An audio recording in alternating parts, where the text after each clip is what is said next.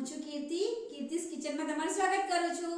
નાના અને મોટા સૌના ફેવરેટ ગોટા. આજે આપણે મેથીના ગોટાની રેસીપી જોઈશું. ચાલો. મેથીના ગોટા બનાવવા માટે 1 વાટકી ચણાનો લોટ, 1 વાટકીથી ઓછા કોથમીરના પાન, 1 વાટકી મેથીના પાન, 2 મરચા અને અડધું આદુનો ટુકડો લીધો હતો, અડધી ચમચી મરી લીધા છે, 1 ચમચી આખા ધાણા લીધા છે, 1 ચમચી અજમો લીધો છે, અડધી ચમચી ખાંડ લીધી છે. મીઠું આપણે જરૂર મુજબ લઈશું અને કુકિંગ સોડા એકદમ ચપટી લઈશું. અડધું લીંબુ છે અને જરૂર મુજબ પાણી છે.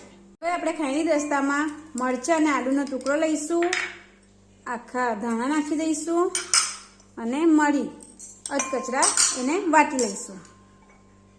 1 વાટકો ચણાનો લોટ, અડધી વાટકી કોથમીરના પાન, 1 વાટકી મેથી, એ પણ આપણે ધોઈને સૂકવી લીધી હતી મેં.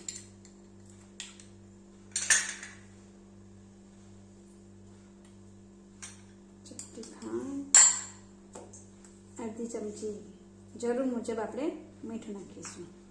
અજમો આપણે હાથથી કચરી દઈશું. હવે આપણો મસાલો વટાઈ ગયો છે, બધું આપણે ભેગું કરી દઈશું.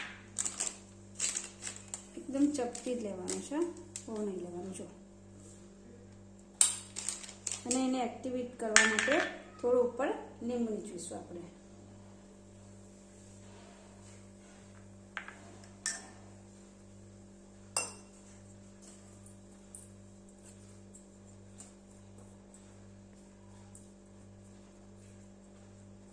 હવે થોડું થોડું પાણી નાખતા જઈશું અને હલાવતા જઈશું.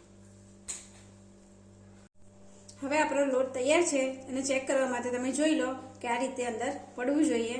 આનાથી એટલા સરસ આપણા જાળીદાર ગોટા બનશે. ચાલો તો આપણે ગોટા ઉતારીશું. બહુ મોટા એ નહીં, બહુ નાના એ નહીં, માપના આપણે ગોટા નાખીશું. તેલ મેં પહેલાથી જ થવા મૂકી દીધું હતું, ચેક કરી લઈશું. આ રીતે આપણે ઉપર આવવું જોઈએ અને ગેસ મીડિયમ ટુ લો કરી દેવાની, હળવદ લો કરી દેવાની અને ગોટાને પલટાવાના નથી, ધીરે ધીરે આપણે નાખતા જઈશું. ગોટા એની જાતે જ પલટી મારશે. તમે જો છો કે ગોટા ધીમે રહીને ઉપર આવે છે અને એની જાતે જ પલટી જાય છે. તમે જુઓ છો કે આપણા ગોટા તૈયાર થઈ ગયા છે. તો આપણે એના હવે એક પ્લેટમાં કાઢી લઈશું. જુઓ છો કે આપણા ગોટા તૈયાર છે અને ગોટા તમે જોઈ શકો છો એકદમ જાળીદાર બન્યા છે. જો તમને મારો વિડીયો ગમ્યો હોય તો મારા વિડીયોને લાઈક, શેર, કમેન્ટ અને મારી ચેનલને સબસ્ક્રાઇબ કરો. Thank you.